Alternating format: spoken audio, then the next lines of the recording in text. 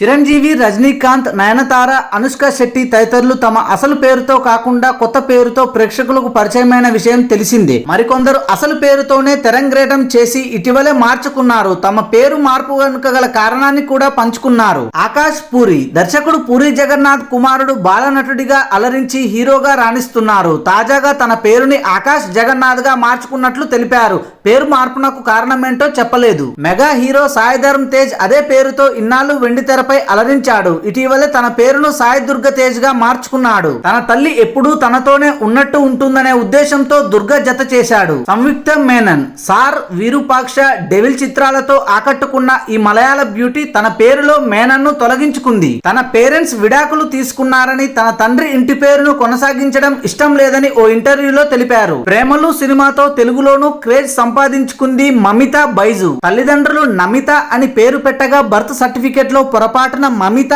అని నమోదు చేశారట. కొత్తగా ఉందని దాన్నే కొనసాగిస్తోంది. థ్రిల్లర్ మూవీస్ తో టాలీవుడ్ లో ప్రత్యేక ఇమేజ్ తెచ్చుకున్నారు అడవిశేషు. అడవిశేషు అసలు పేరు శేష సన్నీ చంద్ర కాగా సన్నీ లియోని అంటూ ఫ్రెండ్స్ ఆట పట్టించడంతో శేష్ గా మారారని ఓ సందర్భంలో తెలిపారు. మాస్ క్లాస్ అనే తేడా లేకుండా వరుస సినిమాలు చేస్తోన్న నటుడు విశ్వక్ సేన్ తన తొలి చిత్రం వెళ్లిపోమాకే 2 ఏళ్ల పాటు వాయిదా పడడంతో న్యూమరాలజిస్ట్ సలహా మేరకు దినేష్ నాయుడు విశ్వక్ సేన్ గా మారాడు. Thanks for watching this video. For more interesting videos, please do subscribe.